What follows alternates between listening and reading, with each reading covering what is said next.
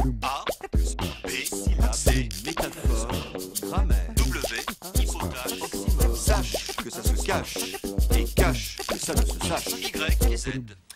Arrivant à Paris à 20 ans depuis ma ville natale, Lyon, j'étais bien étonné de découvrir que bon nombre de mots que j'utilisais couramment étaient inconnus des Parisiens, qu'ils échappaient non seulement au français de bon usage, mais aussi au français commun, et même au dictionnaire.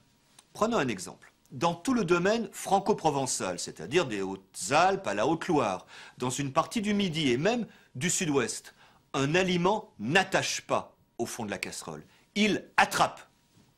Oh, mes lentilles ont encore attrapé. Ou comme on dit à Lyon, gratte vite, ça attrape.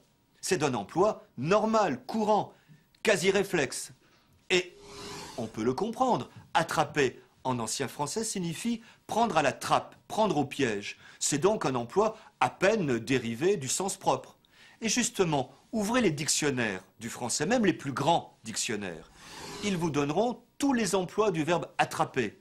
Emploi propre, attraper un coup de soleil, attraper un train. Figurer, attraper quelqu'un, au sens de le réprimander. Ou attraper une ressemblance, dit d'un peintre ou d'un dessinateur. Mais vous ne trouverez pas l'emploi d'attraper au sens d'attacher.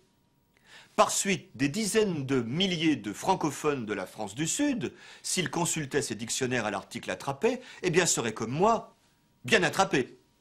A, B, C, métaphore, grammaire, W, hypotaxe,